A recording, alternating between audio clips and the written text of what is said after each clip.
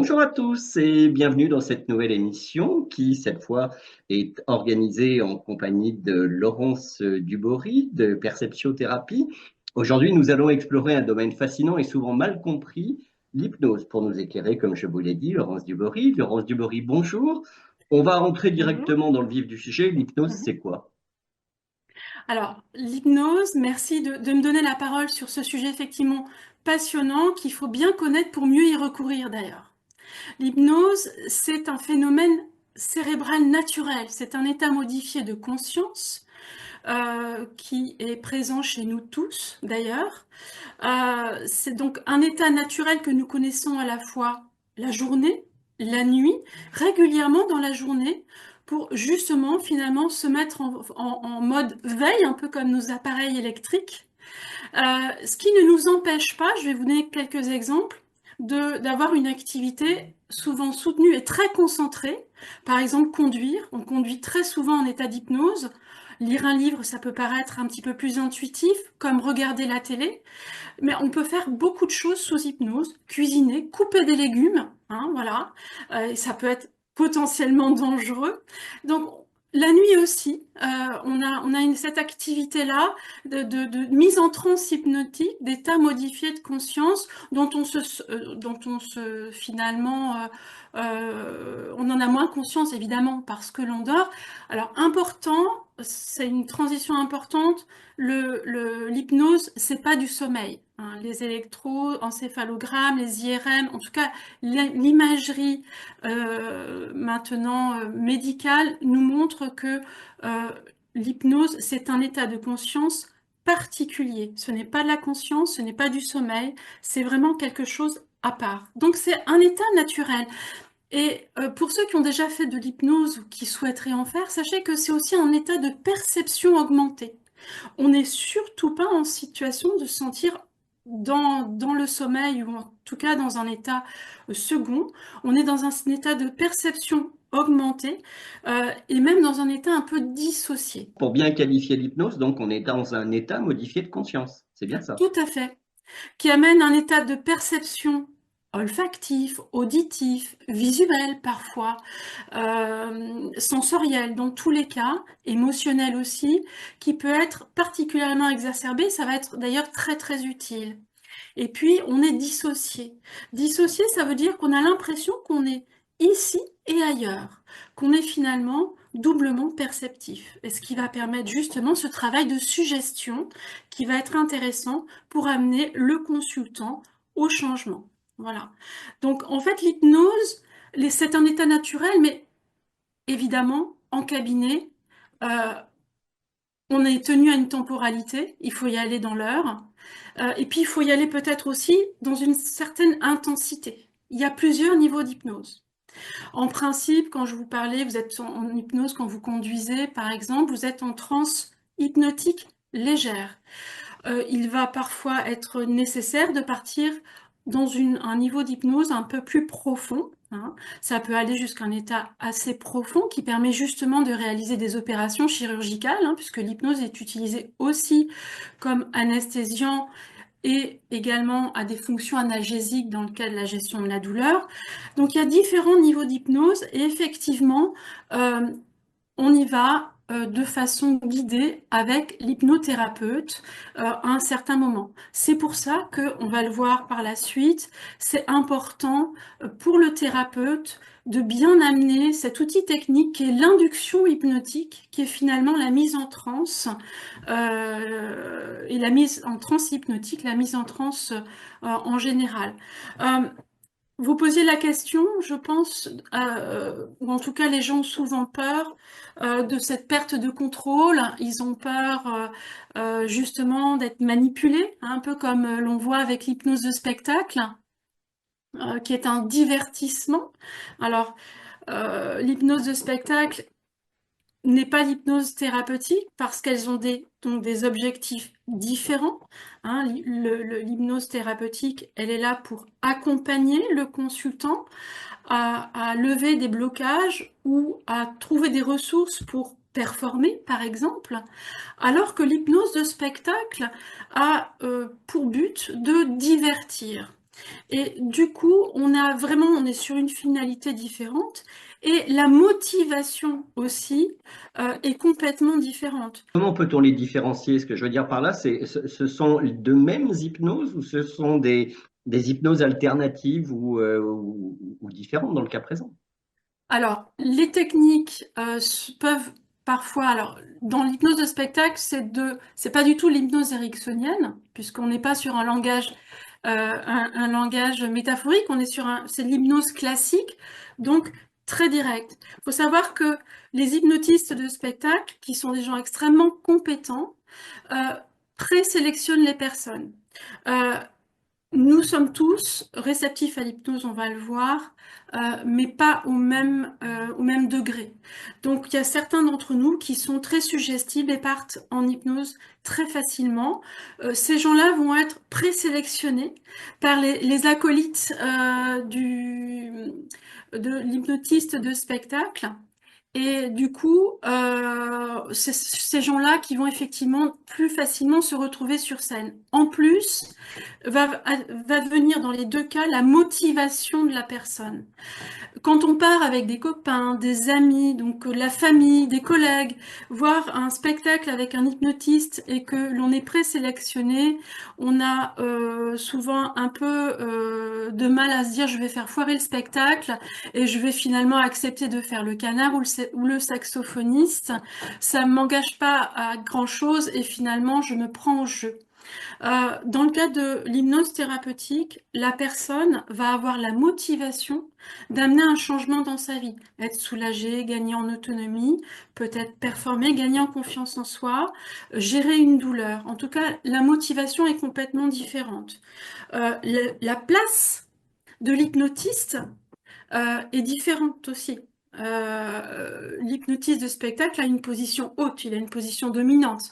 C'est lui qui gère le spectacle. Il en a la responsabilité. Est-ce que l'hypnose spectacle ne donne pas le sentiment, justement par ces personnes qui sont visiblement plus sensibles que d'autres à l'hypnose, bah, de cette manipulation qui, d'une certaine manière, peut être un petit peu plus préjudiciable en termes d'image, bah, auprès des hypnothérapeutes qui ont peut-être tout un travail de conviction à émettre avant de pouvoir avoir une clientèle fondée. Vous voyez ce que je veux dire? Oui. Alors c'est ce qu'on fait tous, hein. Les premières minutes de l'entretien, quand la personne vient pour la première séance, c'est d'expliquer ce qu'est l'hypnose et il y a une relation thérapeutique qui se met en place avec un consentement qui est recueilli par le thérapeute. Donc on n'y va pas à l'insu contre le gré de la personne. Elle n'y va pas contre son gré, elle y va de façon consentie. On explique aussi, ce que je vous ai expliqué avant, c'est qu'il y a une perception augmentée, c'est que la personne n'est pas en situation de sommeil. Donc, à tout moment, elle peut très bien, si elle ressent le besoin, se manifester. C'est par ailleurs très souvent amené par le thérapeute, hein, soit une interactivité, soit ce qu'on appelle un signaling qui permet justement à la personne de se manifester. Et si toutefois il y avait quelque chose, une manipulation qui intervenait, la personne pourrait réagir. Un exemple un peu bête, mais si je demande à un de mes clients le numéro de sa carte bancaire, je pense qu'il va rapidement se réveiller. En tout cas, il va rapidement revenir à un état conscient et non plus à cet état de perception augmentée et cet état modifié de conscience. Donc voilà, on recueille vraiment le consentement de la personne, on explique et on met en place une relation thérapeutique qui est d'écoute, bienveillante et de mise en sécurité. Alors, on parle souvent d'inconscient en hypnose. Quel rôle joue-t-il précisément dans ce processus thérapeutique? L'inconscient est central parce que c'est avec lui que l'on va travailler. On va mettre en place ce dialogue conscient-inconscient. C'est pour ça que je vous parlais de dissociation tout à l'heure. C'est pas schizophrène. Hein, effectivement, il va y avoir une sorte de passerelle qui va se faire entre le conscient et l'inconscient parce qu'on va travailler avec l'inconscient, qui est également un état particulier du fonctionnement cérébral, qui est vraiment très utile. C'est même, je dirais, vraiment le travail principal qui va se faire en hypnose avec l'inconscient, parce qu'on considère finalement que l'inconscient est à la fois un puits de ressources pour la personne, dans lequel elle va, justement, on va l'accompagner pour qu'elle aille puiser des solutions, pour qu'elle aille puiser, elle aille certainement aussi changer ses représentations qui vont l'amener à modifier son comportement, mais c'est également l'inconscient, parfois des blocages. Des blocages qu'il va peut-être falloir s'agir, il va falloir lever, donc à la fois puits de ressources, à la fois éventuellement des blocages, ça peut être des conflits internes, ça peut être des mécanismes de défense qui ont été, qui se sont mis en place avec le temps. Donc finalement, ça va être vraiment le lieu important pour nous, cette passerelle qui va être créée entre le conscient et l'inconscient.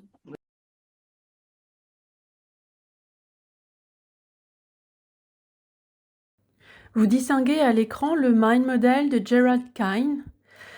Et vous distinguez effectivement les trois différents niveaux de conscience. Le conscient, le mental, le subconscient et l'inconscient. Ce sont trois niveaux de conscience avec lesquels nous travaillons en hypnothérapie. Alors le conscient, le mental, représente la mémoire à court terme, la volonté, l'aptitude à la décision, également la logique analytique. Le conscient, c'est ce avec quoi nous fonctionnons tous les jours dans nos activités quotidiennes, dans notre travail, pour décider de choses importantes, pour pouvoir effectivement faire acte de volonté, ou justement utiliser notre logique analytique. C'est très très utile dans nos activités du quotidien. Le subconscient, c'est la mémoire permanente, les émotions, les habitudes, l'autoprotection. Alors le subconscient est très utile parce que c'est là où vont bien souvent, je parlais de ressources et je parlais de blocages, vont se situer à la fois les blocages quand il y en a, et également les ressources. Par exemple, le tabac est une habitude qui peut répondre à un trop-plein d'émotions. C'est une habitude qui souvent fait plaisir, il y a du plaisir associé à l'action de fumer, et donc il va y avoir un mécanisme finalement d'autoprotection de la part du subconscient pour justement conserver cette habitude-là. Donc consciemment, on a envie d'arrêter de fumer, mais de façon inconsciente, via le subconscient, eh bien, on va maintenir cette habitude, d'où l'intérêt de partir en hypnose, lever certains de ces blocages. Voilà. L'inconscient correspond aux fonctions automatisées du corps, telles que les fonctions cardiaques, les fonctions respiratoires, le système nerveux autonome, le système immunitaire. Et notamment, l'inconscient va jouer quand finalement, quand on n'arrive pas à exprimer des choses et on les imprime dans le corps. Ce sont les troubles psychosomatiques, par exemple, ça peut être la douleur. Et là, ça va être également très important de pouvoir aller contacter l'inconscient et travailler avec. Alors, l'action hypnotique, il y a un moment de bascule important, c'est le contournement du facteur critique. Le facteur critique se développe autour de 5-6 ans, et bien avant, quand il y a eu des facteurs émotionnels importants, eh bien, on n'a pas pu les analyser, on n'a pas pu revenir dessus, et il va pouvoir y avoir à un moment donné un facteur de répétition qui va amener des événements difficiles à vivre. Et contourner le facteur critique, ça implique d'utiliser l'hypnose, l'induction hypnotique, pour finalement permettre à la personne, avec son accord en confiance, de devenir suggestible, c'est-à-dire qu'on va pouvoir, avec son consentement, travailler sur le subconscient et l'inconscient. Donc c'est pour ça que je l'ai mis en rouge, le contournement du facteur critique via l'induction hypnotique est vraiment une bascule essentielle dans le travail hypnotique. Je reviens sur l'approche hypnothérapeutique. Quels sont concrètement les effets de l'hypnose? Comment s'active le potentiel d'auto-guérison ou de résilience? Vous pouvez nous donner quelques exemples concrets? Les effets de l'hypnose sont multiples. Euh, Au niveau physique, hein, c'est la gestion de la douleur, hein, qui est assez connue. Au niveau psychosomatique, les troubles psychosomatiques notamment. Ça peut être également, et c'est très souvent les raisons et les motivations qui font que les gens viennent en hypnose, des raisons psychologiques. Donc ces fameux blocages dont je parlais et qui vont se retrouver soit dans une manifestation physique, physiologique, ou bien par des manifestations en lien avec des comportements peu adaptés avec son environnement. Donc ça, c'est les effets que l'on connaît le plus. Au niveau des comportements, il y a l'addiction, qui est un comportement ressource, hein. C'est parce qu'on a beaucoup d'émotions ou qu'on a vécu quelque chose de difficile à un moment donné, qui génère des émotions, que l'on va aller chercher cette addiction qui va permettre justement de masquer et d'éviter de s'effondrer dans la réaction émotionnelle. Ça peut être les pulsions alimentaires, ça peut être également des phobies ou des troubles anxieux plus généralisés qui ont souvent, alors là ça va être intéressant d'aller à l'origine l'événement initial. Et puis il y a le stress et la douleur qui vont d'ailleurs souvent ensemble, sur lesquels l'hypnose maintenant a des résultats prouvés scientifiquement. Donc l'hypnose a un effet à la fois de libération, hein, stress, cette détente, hein. Quand on est en hypnose, on se détend vraiment beaucoup, c'est d'ailleurs, on le ressent. Et puis, on va aussi modifier des comportements parce qu'on modifie les représentations que l'on a de son problème grâce au travail hypnotique qui est fait avec le thérapeute. Pour faire très précis, quelle est la différence entre un psychothérapeute et un hypnothérapeute? Alors, les deux sont des thérapeutes, déjà, hein. Euh, Ils ont des approches très différentes, qui peuvent être d'ailleurs complémentaires, hein, tout à fait. Alors, le psychothérapeute, lui, va mener une analyse et part du postulat que quand il va amener des éléments de compréhension à la personne et quand la personne, le consultant ou le patient pour lui, va être amené à comprendre ce qui lui arrive, ça va être un facteur de résilience et d'auto-guérison. Vous parliez d'auto-guérison il y a quelques minutes. C'est comme ça que ça va se passer. Donc, euh, le thérapeute, qu'il soit hypnothérapeute ou psychothérapeute plus classique, sont formés aux différentes thérapies, que ce soit des thérapies individuelles, des thérapies familiales, des thérapies conjugales, les thérapies de l'attachement, par exemple aussi, ou la relation d'aide. Ils ont je dirais, ces dénominateurs communs. La différence pour l'hypnothérapeute, c'est que l'hypnothérapeute, lui, ne va pas s'attacher aux causes. Lui, son postulat, ce n'est pas que la personne comprenne pourquoi elle est dans cette situation. Il va s'attacher aux symptômes. Il va s'attacher à ce que la personne apporte. La peur, c'est un symptôme.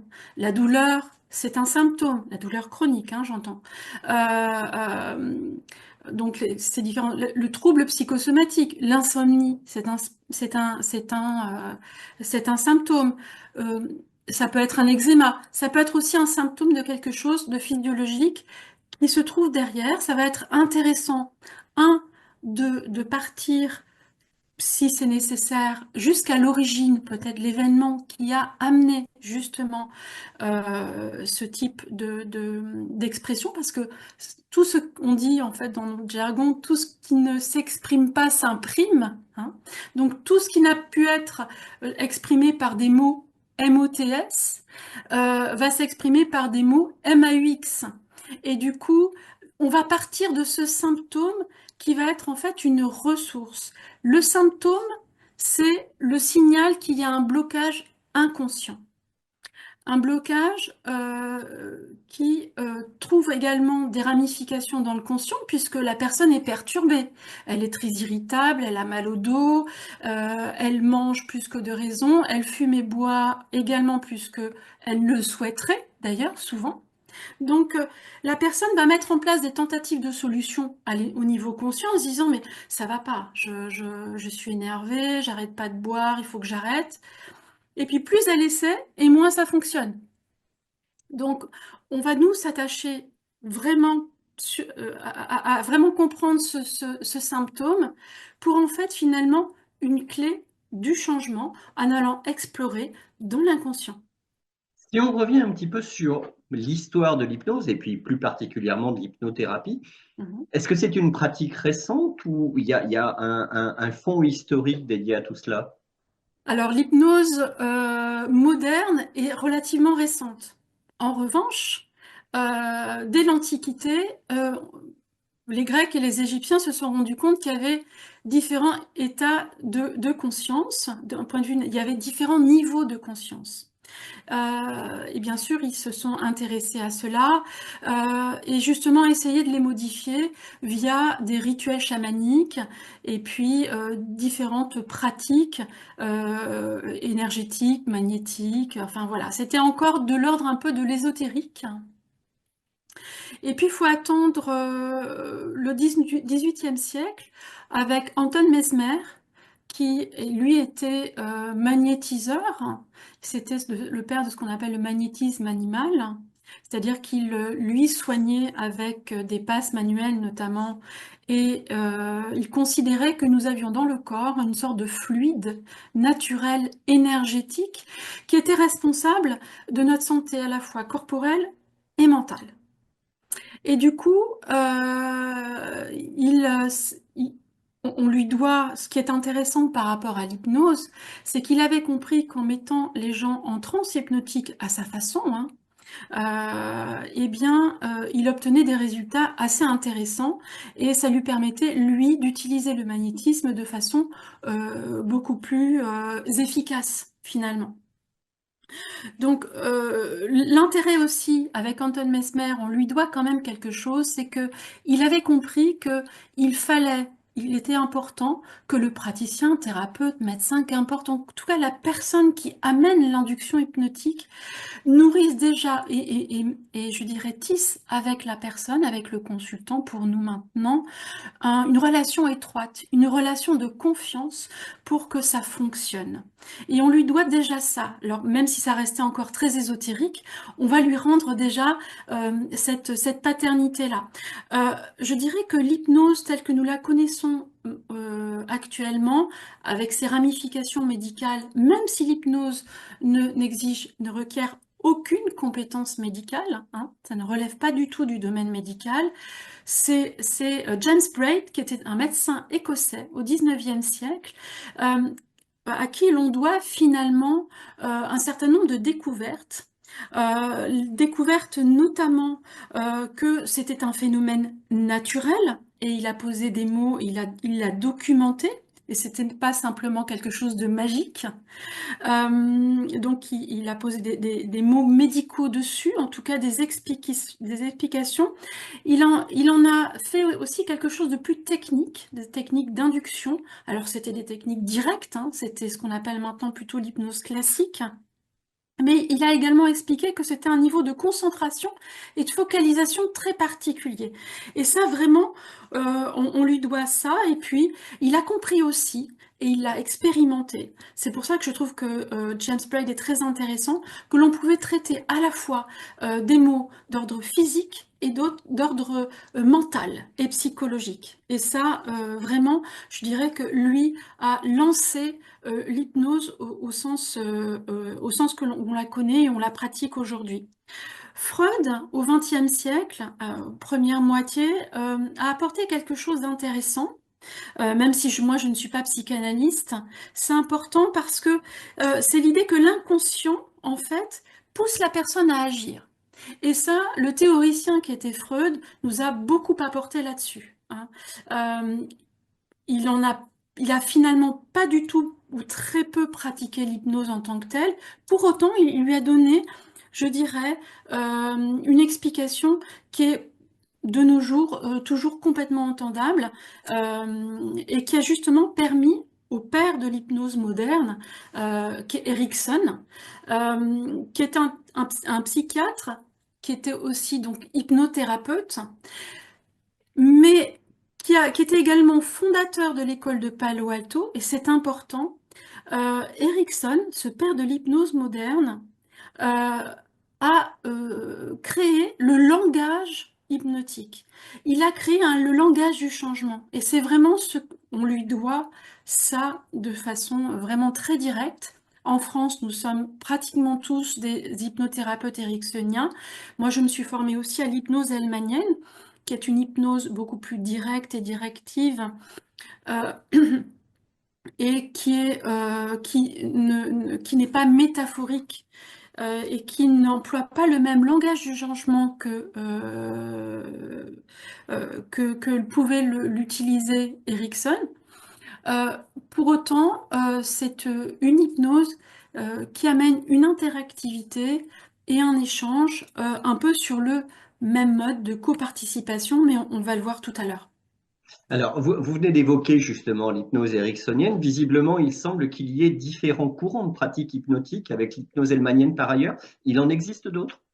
Oui, bien sûr. Donc, en France, on connaît essentiellement l'hypnose ericksonienne, mais il y a l'hypnose aussi humaniste, qui a également une école très connue sur Paris, euh, qui utilise, je ne vais pas en parler longuement, mais un certain nombre d'inductions qui sont également assez similaires à celles que nous utilisons.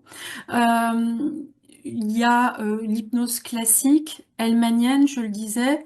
Il y a l'hypnose conversationnelle qui était utilisée par Erickson, qui est finalement une des techniques de communication hypnotique qui peuvent être utilisées dans un cadre professionnel, qui est finalement pour la personne qui utilise l'hypnose conversationnelle, qui va être de se caler sur le mode de communication de son interlocuteur, qui va se sentir écouté, entendu, compris, et qui va donc être très réceptif et perceptif.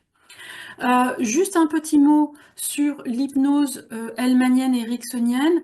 L'hypnose hellmanienne est très modélisée. Elle a été modélisée par Jerry Kine, par Cal Banyan. Elle est très utile pour la gestion des émotions, la gestion de la douleur aussi.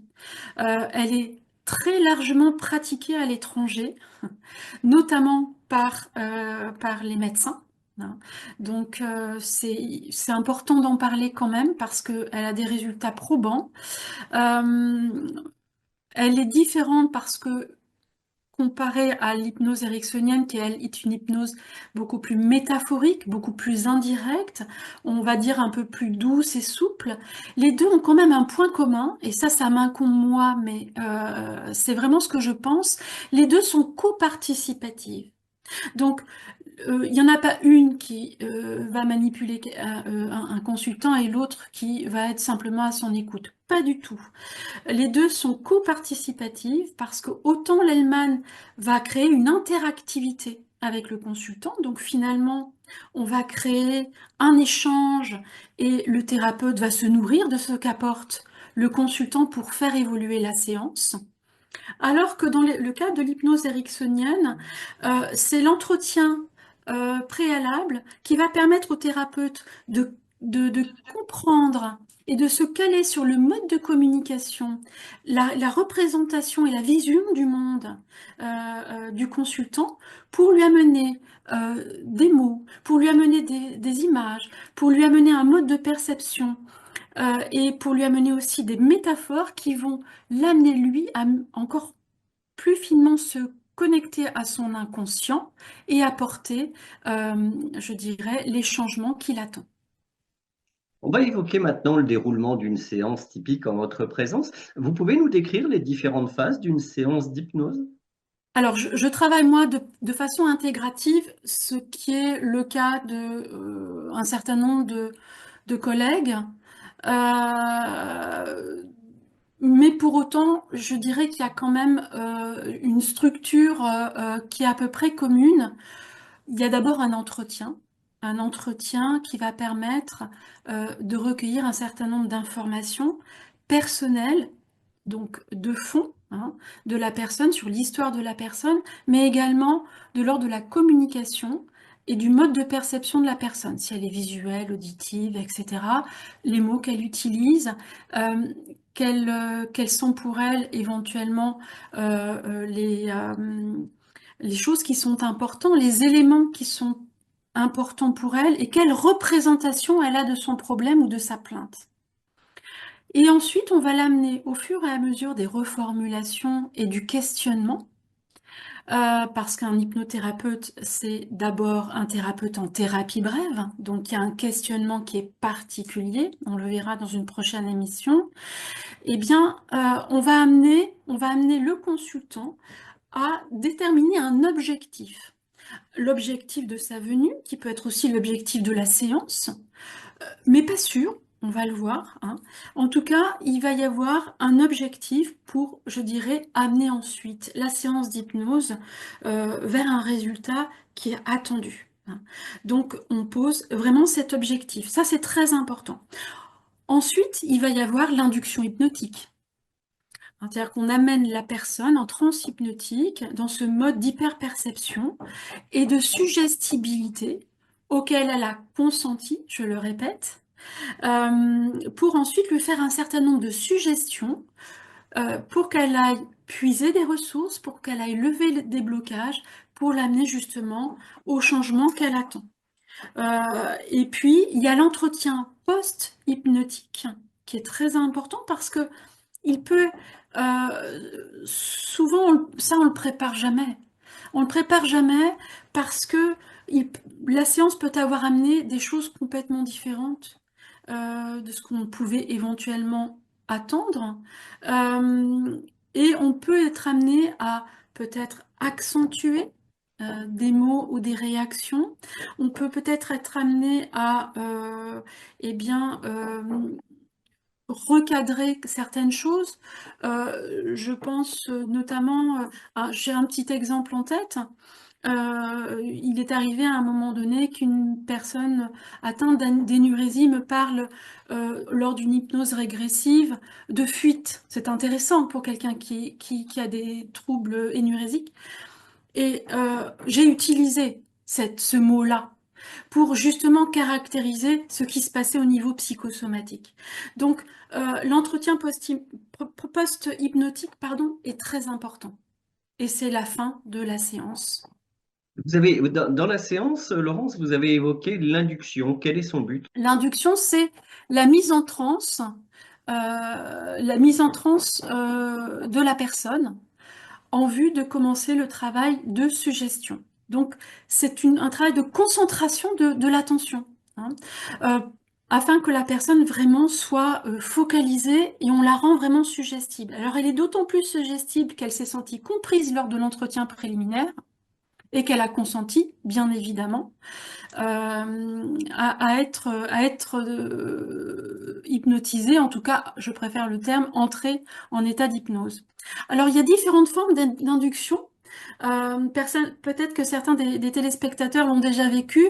Il y a des inductions par relaxation progressive, il y a des inductions par décompte, il y a des inductions par visualisation, par focalisation.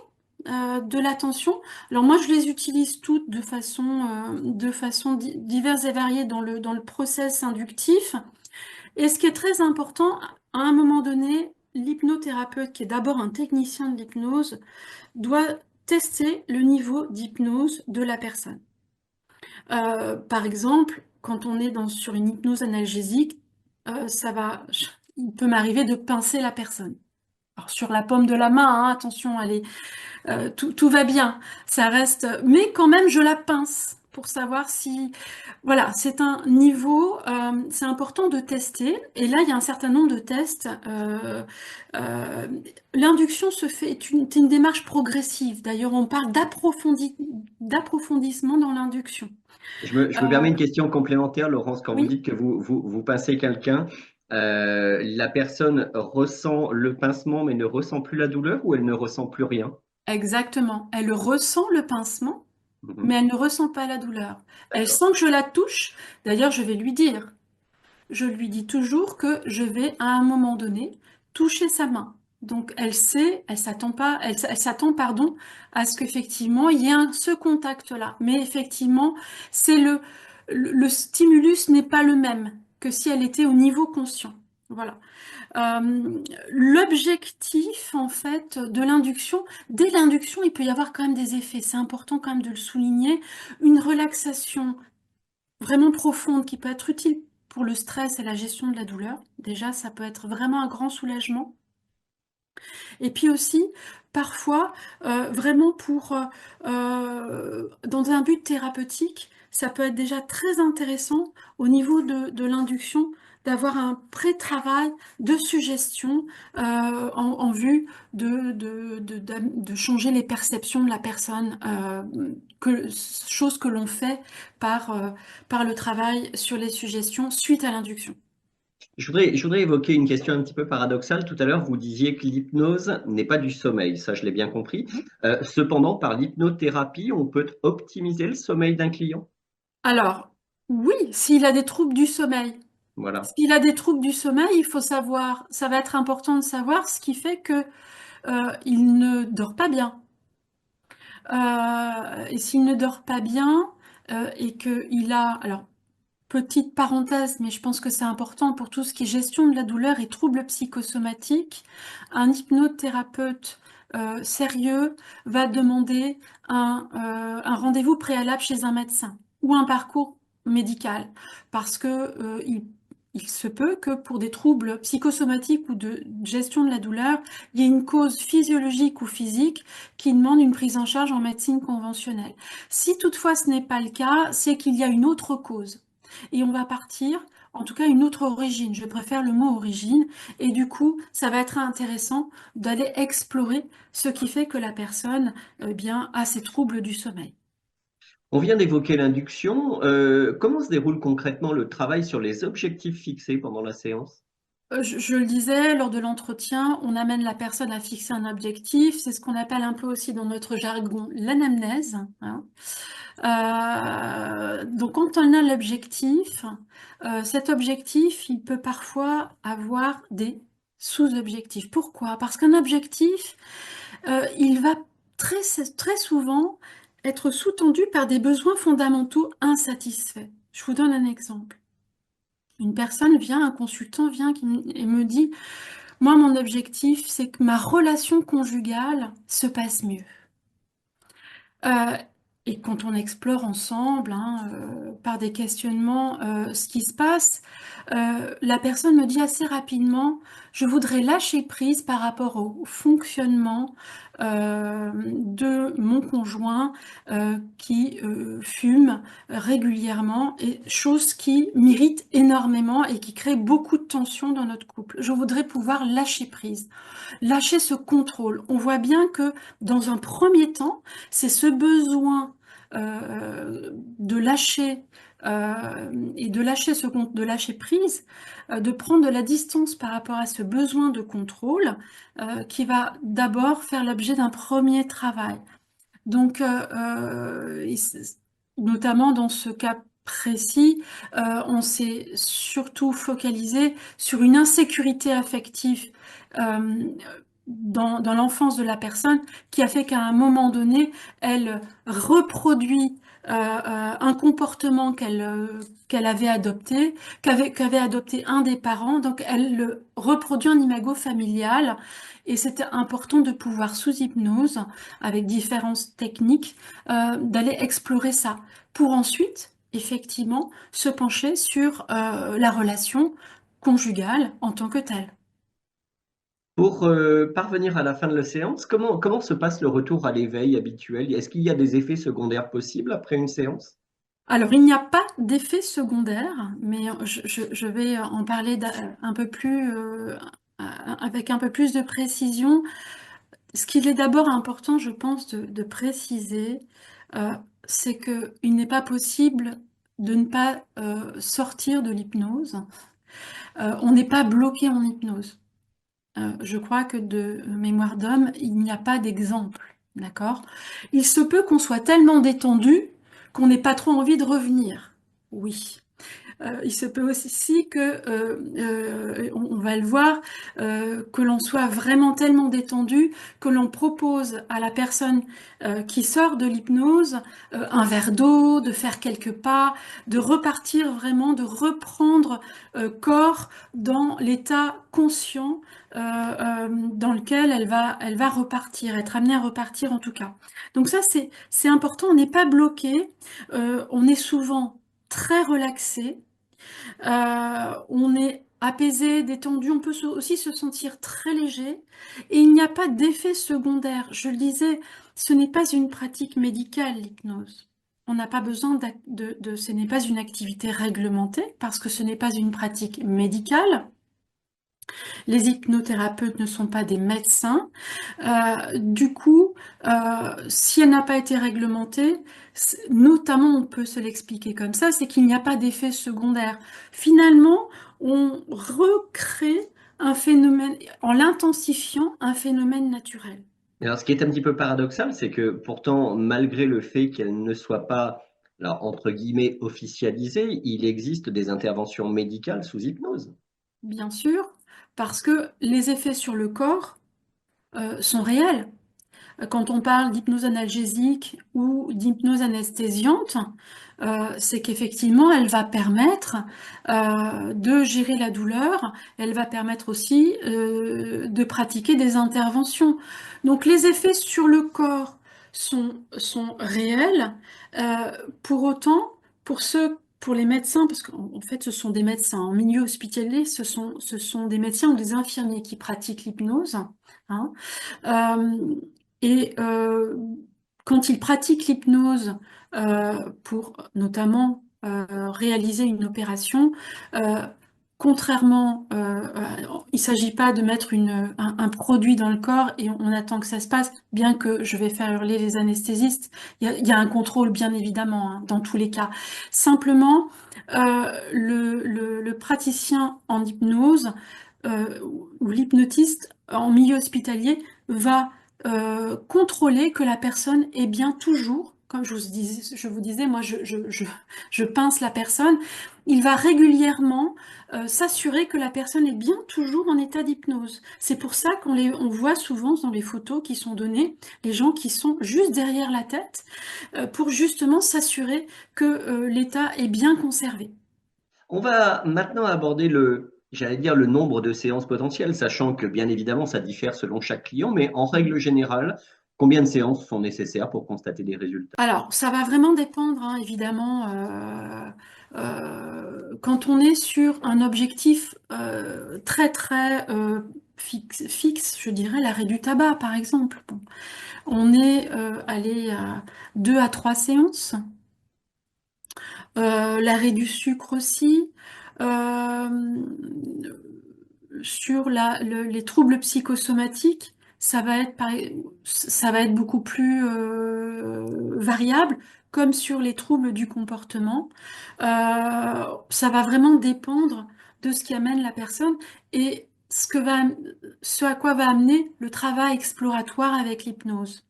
Il faut savoir quand même que l'hypnose est une thérapie brève, Donc, elle s'inscrit dans les thérapies brèves qui proposent un parcours d'accompagnement thérapeutique de maximum 10 séances sur un objectif. Hein, j'entends bien. Donc, on est sur un maximum de 10 séances. Ça reste une thérapie brève qui va être un petit peu fluctuante en fonction effectivement de ce qui va être amené. Bon, tout ce qui est, je dirais, addiction ou dépendance, tabac, sucre, perte de poids ou pulsion alimentaire, et puis la gestion de la douleur, on est sur des parcours sur maximum 5 séances. Après, voilà, ça reste indicatif. Il est possible par rapport à ce que vous dites là, Laurence, concrètement, qu'une personne qui souhaite cesser de fumer, 5 séances s'avèrent suffisamment efficaces, mais malheureusement l'effet ne perdure que sur une courte période, on va dire 3 à 6 mois, et qu'il faille à ce moment-là revenir pour reprendre quelques séances supplémentaires. Alors, je propose, dans le cadre du tabac, toujours une séance à 6 mois pour faire le point, une séance bilan Mhm. pour faire le point. Euh, sevrer du tabac, ou en tout cas arrêter le tabac, ce n'est pas simplement arrêter une pratique, c'est aussi se rendre autonome par rapport à ce qui nous faisait fumer. C'est ça en fait qui est important. Plus tous les produits addictifs qui étaient dans le corps, bien évidemment. Alors, on sait que par exemple dans le cadre du tabac, la dépendance physique est de très courte durée. Hein. Mhm. Elle est un peu plus de 24 à 48 heures. C'est pour ça que je ne vous ai pas parlé de l'alcool. L'alcool étant notamment créant une dépendance physique qui est beaucoup plus installée souvent et qui est du coup avec l'hypnose beaucoup plus aléatoire. Ça peut marcher, hein, mais beaucoup plus aléatoire et créer une dissociation. Donc c'est un autre sujet. Mais effectivement, c'est ce qui va pousser la personne à être dépendant à une substance, à avoir créé cette ressource-là. C'est le fait d'être autonome par rapport à ça qui, normalement, va l'amener à arrêter. Et on fait le bilan à 6 mois, mais normalement, sauf nouvel événement particulier, normalement, elle est... et en plus, elle est très fière de sa réussite. Bien souvent, les gens sont très fiers. Par-delà les addictions, dans quel cas l'hypnose est-elle particulièrement efficace? Alors, elle est vraiment efficace dans les troubles physiques, hein, la douleur, l'épuisement aussi, hein, qui peut être complètement physique, ce qu'on appelle aussi le burn-out, qu'il soit professionnel ou pour des causes plus personnelles, les troubles psychosomatiques, et puis, il y a aussi tous les troubles de nature psychologique, hein. Ça peut être une rupture, ça peut être un deuil, un épuisement psychologique, hein, un stress, des troubles du comportement alimentaire. Euh, Ça peut être aussi un stress post-traumatique, sachant qu'on a aussi un certain nombre à utiliser le MDR et également des techniques d'hypnose qui permettent justement de traiter les mémoires traumatiques. Donc voilà, physique, psychosomatique, psychologique, comportementale, sachant que vraiment ce sont des mots qui s'expriment dans le corps. Et souvent on n'en prend pas conscience quand les gens viennent, ils se disent ah bah oui c'est vrai, oh j'étais stressée et puis du coup je sentais plus que j'avais mal au dos. Euh, ou bien quand ils avaient une grande peur, qui n'a pas eu, quand on a une phobie ou quand on a une anxiété, on peut avoir des troubles respiratoires, des troubles du rythme cardiaque. On peut aussi avoir une sudation, on peut avoir des troubles du sommeil. On a très souvent le corps qui est embarqué. C'est pour ça d'ailleurs que l'hypnose nous embarque dans le corps, nous embarque dans nos sensations, dans nos émotions, les émotions étant une manifestation corporelle, parce que c'est sur ce terrain-là qu'il va falloir lever les blocages et trouver des ressources. Et puis, l'hypnose est efficace sur ces types de mots parce que, je l'ai déjà dit, on va s'attacher aux symptômes. Symptôme qui est souvent dans le corps ou parce quand il est psychologique, s'inscrit un petit peu aussi dans le corps. En tout cas, moi je fais partie des gens qui travaillent même en hypnose ou en EMDR ou sous d'autres types d'hypnose comme l'HTSMA en impliquant les perceptions et les sensations corporelles dans le travail, même relationnel, et les avancées relationnelles qui sont faites. C'est-à-dire que la personne va avancer dans ses représentations qu'elle a sur son environnement et sur les relations, par exemple, qu'elle peut entretenir en faisant des allers-retours en se mettant en contact en fait avec ses perceptions corporelles. Et c'est en mettant vraiment en lien ce lien corps-esprit qui va justement donner des résultats intéressants. Vous avez cité les addictions, on a parlé des troubles du sommeil, des troubles alimentaires. Au niveau des phobies, l'hypnothérapie peut parvenir globalement à encadrer chaque phobie, alors qu'il s'agisse par exemple de la peur de prendre de l'avion, qu'il s'agisse de la peur des araignées, de la peur de l'eau, de la noyade. Bon, il y a tellement d'exemples. Alors la phobie, c'est intéressant parce que c'est souvent la peur, alors c'est une peur extrême, hein, c'est une peur anticipatoire. On a peur d'avoir peur quand on est phobique, hein. Et elle a souvent un événement initial. Elle a un événement initial qui est souvent très lointain. Et ça va être intéressant. Alors, moi, j'utilise beaucoup l'hypnose régressive dans ces cas-là, ou la thérapie de la relation, qui est une forme aussi d'hypnose. Euh, Pourquoi revenir à l'événement initial? Parce que bien souvent, c'est lui qui va ensuite ouvrir la porte à d'autres peurs qui vont se cristalliser. Je vous donne un exemple. Dans le cas de la phobie de l'avion, c'est un très bon exemple et souvent c'est très handicapant parce que les gens peuvent vraiment pas mettre un pied dedans. Eh bien, on fait remonter les gens bien souvent avant le développement du facteur critique. Le facteur critique, c'est ce facteur conscient qui fait que nous émettons des avis, c'est notre libre arbitre. On sait maintenant par les recherches médicales et les neurosciences que ce facteur critique se développe à partir de 6 ans. En tout cas, il se cristallise. Et bien souvent, les premières expériences de peur terribles, qui peuvent parfois être très anodines, hein. Un papa ou une maman qui a oublié son enfant à l'école, hein, alors qu'il était en sécurité, c'est pas forcément quelque chose d'extrêmement, ça révèle pas forcément une maltraitance, mais quelque chose qui a été ressenti dans sa subjectivité comme étant très fort et presque un peu, je dirais, un peu traumatique, euh, va ensuite générer d'autres types de peurs qui vont se cristalliser et puis arriver à un moment donné jusqu'à une peur de la peur, qui est la phobie. Voilà, donc il faut aller un peu démêler la pelote et remonter à l'origine. Si on évoque maintenant les affections physiques et psychosomatiques, comme notamment les acouphènes, l'urticaire, comment l'hypnose peut-elle agir sur ces différents troubles? Alors, ce sont merci de ces exemples, Stéphane, parce que ce sont des troubles qui ont bien souvent des origines très, très diverses. Et en fonction de ça, l'hypnose va être efficace ou pas. Les acouphènes, par exemple. Les acouphènes peuvent être créés par une inflammation des sinus, par un problème circulatoire, par une exposition au bruit. Je fais appel à ma mémoire pour aussi, ça peut être aussi une dégradation définitive du conduit auditif. Euh, Dans le cas d'une exposition à un bruit important ou à une dégradation du conduit auditif, l'hypnose ne peut rien. Bien évidemment, c'est plus possible, hein, c'est définitif. Après, pour tout ce qui est problématique circulatoire, il y a des effets. Moi, je combine l'hypnose et l'énergétique. Quand on a une inflammation des sinus, bien souvent, on se fait soigner par la médecine conventionnelle. Et puis, il y a une origine psychosomatique des acouphènes.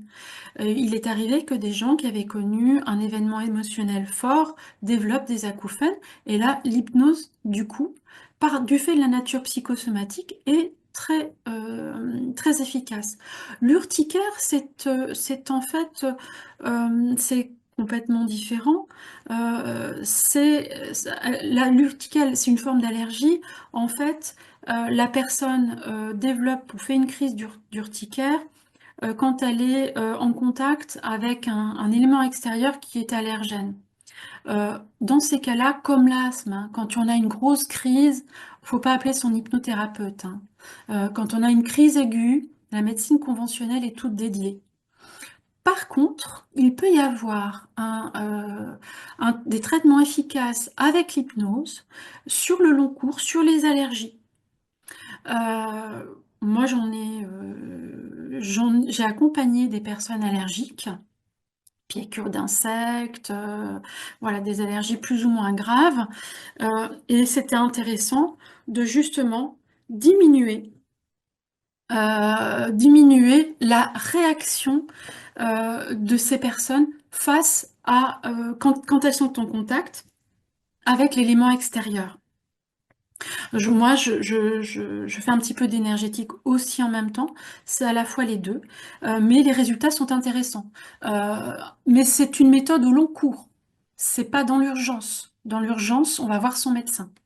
Est-ce que l'hypnose peut être également utilisée pour la gestion de la douleur? Alors, je prends un exemple très simple. Je pensais aux personnes qui souffrent de brûlures. Je ne parle pas nécessairement des grands brûlés, mais des personnes qui vraiment souffrent d'une brûlure intense. Alors, tout dépend où la brûlure se situe, mais effectivement, on sait que l'hypnose est utile pour les douleurs aiguës aussi. J'en ai pas parlé parce que la douleur aiguë est un signal qu'il faut prendre qu'il faut prendre très au sérieux. Euh, Par exemple, une personne qui a je vais revenir à votre exemple, qui s'est fait une entorse, on peut très bien diminuer la douleur par l'hypnose, mais ça n'a aucun intérêt. Parce qu'elle a d'abord besoin de mettre sa cheville au repos, c'est pas le moment d'aller la faire marcher et je dirais aggraver ce qu'elle a déjà, le- les, le- les difficultés qu'elle rencontre déjà. Sur la brûlure, on peut aussi diminuer l'intensité. Ça peut être des brûlures d'estomac, ça peut être effectivement une brûlure. Alors moi je sais que je fais de l'énergétique et on peut aussi, par des passes manuelles, très efficacement faire passer les brûlures. Ça, je peux effectivement le proposer et l'hypnose aussi peut proposer en complément effectivement, peut-être aussi via l'hypnose magnétique, parce que je n'en ai pas par le magnétisme, je n'en ai pas parlé, mais elle est aussi très efficace pour ceux qui sont enclins à utiliser ou à réceptionner l'énergétique, c'est tout à fait possible et tout à fait efficace. Afin de clarifier les limites également de l'hypnose, peut-elle guérir des maladies graves? Surtout quand on a une maladie grave, fibromyalgie, je donne quelques exemples certainement connus, sclérose en plaques, plutôt des maladies métaboliques, l'endométriose, les cancers bien évidemment. On est d'abord pris en charge par la médecine conventionnelle. Pour autant, l'hypnose peut avoir un effet de complément très intéressant. Donc, pas uniquement l'hypnose. Voilà, moi, ça ne n'engage que moi, mais c'est ma position. Pour autant, l'hypnose peut vraiment potentialiser les effets d'un médicament. Ça, c'est vrai, ça a été prouvé. Également réduire les effets secondaires d'un médicament, je pense à la chimio ou la radiothérapie. Moi, dans ces cas-là, j'utilise aussi l'énergétique, surtout pour la radiothérapie, hein. C'est le feu, hein, la radiothérapie. Donc, on en parlait il y a quelques instants. Donc, diminuer les effets secondaires, ça c'est important. Et puis, travailler aussi sur les peurs que génère la maladie, parce que c'est une épreuve de vie. Donc, il y a aussi un accompagnement thérapeutique, psychologique, qui peut se faire par l'hypnose, pour la personne qui est malade, mais aussi pour les accompagnants, par exemple, hein, qui sont très embarqués également dans le traitement de la maladie. Si nous nous focalisons cette fois sur les précautions, j'allais dire, liées à l'hypnothérapie, est-ce que tout le monde est réceptif à l'hypnose? Oui, tout le monde est réceptif à l'hypnose. Oui, plus ou moins rapidement et plus ou moins profondément. Pourquoi? Parce que on peut aussi, un individu, parce qu'il a eu des peurs, parce qu'il a vu un spectacle d'hypnose, parce qu'on lui en a parlé, va développer des résistances, des peurs qui font que il va être de but en blanc moins réceptif. C'est pour ça que j'en parlais, l'entretien préalable est très important avec l'hypnothérapeute.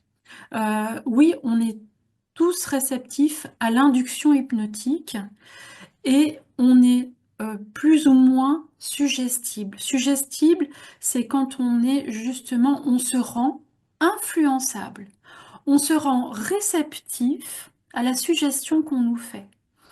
Euh, et ça conditionne la relation de confiance.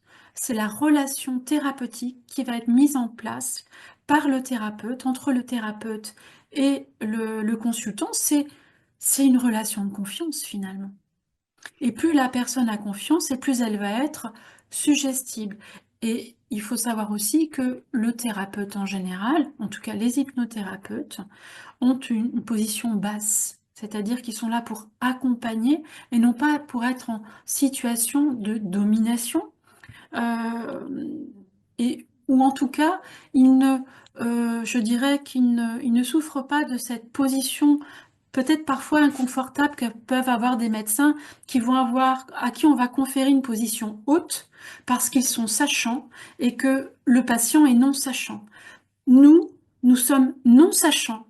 Moi, avant que la personne passe la porte, je ne sais pas qui elle est, je ne sais pas ce qu'elle m'amène, et c'est parce qu'elle m'amène un certain nombre de choses que je vais pouvoir l'accompagner.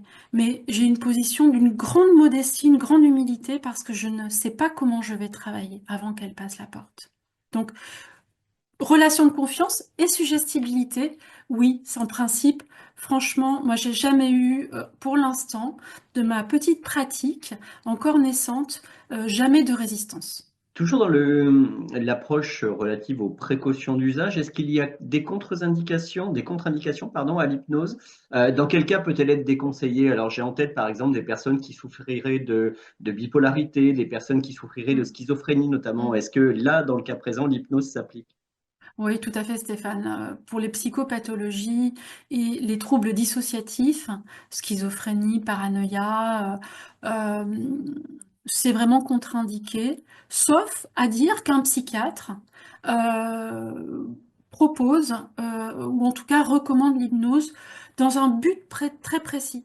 Moi, ça m'est arrivé, un patient atteint d'hystérie qui est venu pour de la gestion de la douleur et du stress, recommandé par son psychiatre, et ça s'est très bien passé. Mais vraiment, il faut que la personne soit adressée. J'étais même à réfléchir à un point annexe. Vous voyez, on évoque les contre-indications. Je me disais, l'hypnose peut-elle, alors, volontairement ou involontairement, éveiller des souvenirs enfouis et provoquer une réaction totalement inattendue? Alors, je vais vous donner un exemple tout simple. Une personne qui aurait été victime dans son enfance d'abus sexuels, par exemple, et qui les a volontairement occultés et qui souffre d'un trouble ou d'une pathologie qui pourrait en résulter, peut-il se confronter par l'hypnose à la résurgence de ces souvenirs? Oui, c'est ce qu'on appelle l'abréaction émotionnelle, et je vous dirais que c'est même une bonne nouvelle. Ça peut paraître contre-intuitif ce que je dis, mais on est là pour travailler, on est là pour amener, faire ressurgir ce qui était enfoui, justement. Et effectivement, c'est plutôt une bonne nouvelle. Le vrai danger, il n'est pas là. Le vrai danger serait de créer des faux souvenirs. Là, par contre, c'est dangereux. Parce que ça ne correspond pas à l'histoire de la personne. Et là, il faut vraiment que euh, tous les thérapeutes, qu'ils soient hypno ou psychothérapeutes, soient très vigilants. Mais on est tous vraiment là-dessus tout à fait sensibilisés. Mais les Mais, abréactions sont des bonnes nouvelles pour moi. mais objectivement, Laurence, comment faire la différence entre un faux souvenir et un souvenir? Le faux souvenir, Il est créé par l'attitude du thérapeute qui va à un moment donné induire un certain nombre de pensées, de sensations ou d'émotions qui ne viennent pas du consultant lui-même. C'est pour ça que je vous disais position basse du thérapeute qui n'amène rien, c'est le consultant qui amène. Nous sommes là vraiment pour accompagner. C'est vraiment important, sinon, effectivement, il y a ce risque-là. Quel conseil donneriez-vous justement aux personnes souffrant de troubles psychotiques sévères? Déjà d'aller voir un médecin, bien sûr, un médecin psychiatre, et de se faire suivre avec des gens qui sont formés et compétents pour en connaître. Alors, une petite question piège de ma part, comment choisir un bon hypnothérapeute? Ah, un hypnothérapeute, un bon, euh, bon, c'est déjà quelqu'un pour moi, hein, je vais donner une réponse très personnelle, c'est quelqu'un qui va soigner la relation thérapeutique. Voilà, j'en parle tout le temps, mais c'est important, c'est un préalable. On a parlé de peur face à l'hypnose, on a parlé il y a quelques instants de faux souvenirs. C'est quelqu'un qui va vraiment être en position basse, en position d'accueil, de mettre en place une relation thérapeutique bienveillante, d'écoute et sécurisante. Ça, c'est vraiment très, très, très important. Pour moi, un bon hypnothérapeute, c'est d'abord un bon communicant. C'est quelqu'un qui a été formé et qui a compris comment l'autre fonctionnait et comment l'autre communiquait. L'autre, je parle, c'est le consultant, mais bien évidemment, très souvent, par des formations professionnelles, on est souvent un peu à l'affût de ce type-là. Donc, de tous ces types de communication, d'abord, c'est un bon communicant, quelqu'un qui va soigner la relation thérapeutique. Et c'est aussi, pour moi, quelqu'un qui va donc reconnaître la personne, qui va savoir identifier le symptôme, savoir aussi, c'est aussi un bon technicien, attention, hein, savoir, c'est quelqu'un qui va bien maîtriser les outils d'induction hypnotique, les différentes suggestions. Euh, c'est donc un bon technicien, d'abord je dirais un bon hypnotiste. C'est quelqu'un qui va pouvoir s'adapter très facilement à ce qui est amené, notamment quelle qu'en soit, je dirais, l'origine, hein. C'est quelqu'un euh, qui est assuré dans ses compétences et qui reconnaît ses limites aussi. L'hypnothérapeute n'est pas un gourou. C'est pas quelqu'un qui impose ses connaissances, son savoir, son savoir-faire. Et cette position-là de retrait, à nouveau, c'est la position, moi je préfère la position basse, elle est vraiment importante.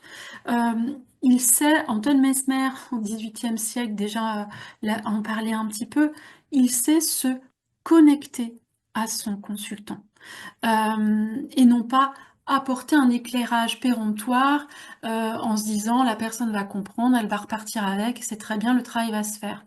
Non, le travail il se fait en séance, il se fait aussi après, hein, mais il se fait d'abord en séance et c'est important donc d'avoir ces éléments là. Et puis c'est aussi quelqu'un, un hypnothérapeute, c'est quelqu'un qui est d'abord thérapeute et qui a des connaissances solides en thérapie de l'attachement, en thérapie familiale, en thérapie individuelle et qui a ses fondamentaux bien en tête. Une question pratique de ma part, l'hypnose est-elle remboursée par la sécurité sociale ou les mutuelles et par l'affirmative? Comment survient cette prise en charge? Alors non, enfin par la sécurité sociale non, parce que c'est pas une pratique médicale, donc elle n'est pas prise en charge par la médecine au titre de la médecine conventionnelle, puisqu'elle est très différente.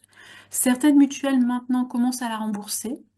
Elles sont encore très peu et sur un nombre limité de séances et pour des motifs très particuliers, souvent la gestion de la douleur, certains troubles psychosomatiques, de l'épuisement, du stress.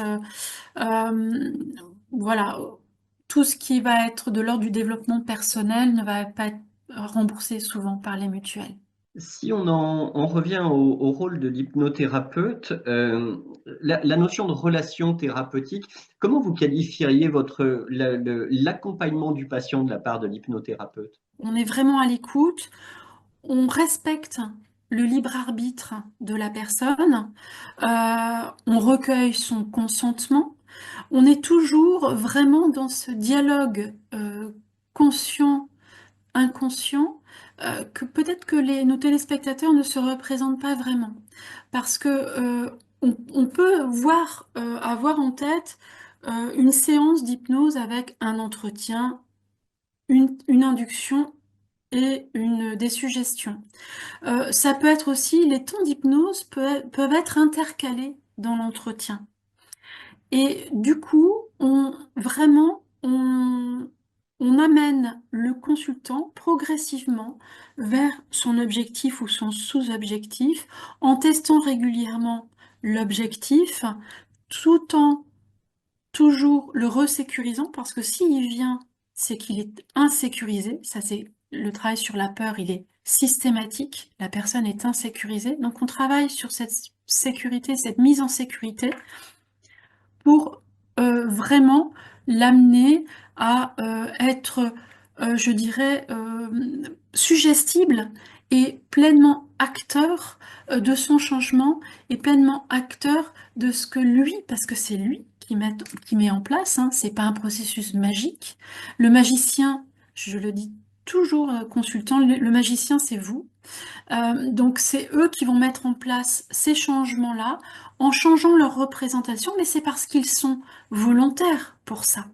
Donc c'est vraiment toujours cette volonté, ce consentement à, à, à agir et à adhérer au processus thérapeutique qui est vraiment crucial. Et c'est très très très régulièrement et fréquent pendant la séance d'hypnose que je recueille le consentement.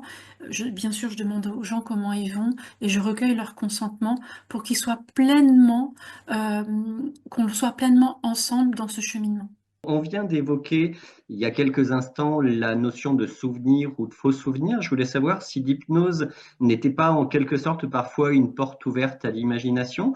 Ce que je sous-entends par là, notamment, c'est par exemple des expériences d'hypnose qui sont dédiées à des pseudo-pratiques. Alors, mon propos n'est pas un jugement, hein, mais simplement quand je vois des mécanismes d'hypnose régressive liés à des vies antérieures ou des choses de la sorte, il ne m'appartient pas de juger, mais j'ai le sentiment que ça aurait tendance quand même à dénaturer quelque peu l'hypnose dans sa forme. Alors, j'en ai pas parlé, mais il y a des formes d'hypnose qui sont directement en lien avec le système de croyance des gens. En quoi est-il répréhensible de proposer un travail en hypnose symbolique, en hypnose spirituelle à quelqu'un qui nourrit ces croyances-là? Euh, il va, il va certainement y adhérer, et s'il y adhère, ça va lui faire du bien. L'hypnothérapeute, c'est un thérapeute en thérapie brève, et parmi un des postulats, c'est je dirais, de surfer sur ce qui marche chez la personne et de respecter son système de croyance. Donc si c'est son système de croyance, c'est très bien. Et il y a des gens qui sont spécialisés dans l'hypnose spirituelle et qui sont des gens très sérieux et qui aident très sincèrement les gens qui viennent les voir. Moi, je n'en fais pas, c'est vrai que je n'en ai pas parlé, mais c'est très bien d'en avoir parlé parce que ça peut être très très utile pour ces personnes-là. Quel message principal souhaiteriez-vous que les téléspectateurs retiennent de cette émission dédiée à l'hypnose? Alors, que l'hypnose est une démarche thérapeutique qui est efficace et qui est sûre. Voilà. C'est une démarche qui n'est pas magique. C'est une démarche qui est prouvée scientifiquement. Et chacun y va. On a parlé de la réceptivité. Chacun y va et à son rythme. Et ça, c'est important. L'hypnothérapeute se doit de respecter la temporalité du consultant. Ça, c'est très, très, très important. L'autre message, c'est que le consultant est l'acteur principal de son changement. J'ai été amenée à le dire. Et c'est ce qui fait d'ailleurs qu'il est suggestible et qu'il accueille toutes ces suggestions et parfois toutes les pratiques un peu étonnantes, parce qu'il y en a des très étonnantes, pratiquées par des psychiatres aussi, hein, qui sont des thérapeutes en thérapie brève, mais qui peuvent paraître étonnantes. Parfois, les gens adhèrent à des choses, voilà, auxquelles ils adhéreraient certainement pas en temps normal, mais comme il y a cette relation de confiance et qu'on leur dit qu'ils sont aussi acteurs principaux, ils y adhèrent complètement. Je vais dire aussi un message important, c'est que c'est une démarche intégrative et ses résultats tiennent aussi de cette dans le spectre. Moi je sais que je pratique avec un spectre assez large, hein, tout ce qui est physique, psychosomatique, psychologique, et c'est vrai que c'est important pour moi de travailler de façon intégrative et ça apporte des résultats. Ça c'est un point important et on est de plus en plus à travailler de cette façon. Et puis un autre message important, c'est que l'hypnose fait partie, est inclus dans les thérapies brèves. C'est-à-dire qu'elle met en place un dialogue conscient-inconscient. Elle traite le symptôme qui révèle un blocage, mais aussi qui est un formidable puits de ressources. J'en avais parlé au début de l'émission. Et vraiment que le consultant, en fait, garde le contrôle, mais pas pour les mêmes raisons. Et ça, c'est important. Souvent, on garde le contrôle au niveau conscient parce qu'on a peur. On est dans le contrôle parce qu'on a peur. Eh bien, à l'état inconscient, on garde le contrôle parce qu'on est pleinement en contact avec son monde perceptif, son monde intérieur. Et c'est vachement rassurant. C'est à un moment donné, il m'arrive en induction de dire aux gens, vous pouvez faire venir votre propre odeur parce qu'elle est rassurante. Parce que tout ce qui vient de nous est rassurant, on se recentre. Et ça, c'est vraiment très important de le souligner. Et voilà, c'est le message que j'aimerais que les gens gardent en tête de cette émission, en tout cas sur l'hypnose. Deux petites questions pratiques déjà évoquées lors de l'interview. Les séances d'hypnothérapie peuvent survenir à distance? Alors, certains de mes collègues le font, moi non, parce que je travaille de façon psychocorporelle très souvent. Je suis amenée à faire des mouvements alternatifs, du tapping, c'est-à-dire qu'on fait des petits tapotements sur les rotules. Donc moi, je ne propose pas, mais c'est tout à fait possible. L'hypnothérapie s'adresse principalement à un public adulte ou peut concerner des adolescents ou des enfants? Ça peut concerner des adolescents et des enfants aussi, tout à fait.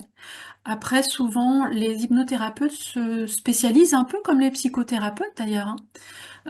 Parce que les enfants ont un monde imaginaire, un langage différent, et c'est très important de pouvoir capter très rapidement même le mode perceptif, le mode de langage de l'enfant et de l'adolescent. Donc oui, mais c'est tout à fait possible. Allez, pour conclure, un dernier mot pour encourager celles et ceux qui hésiteraient encore à franchir le pas.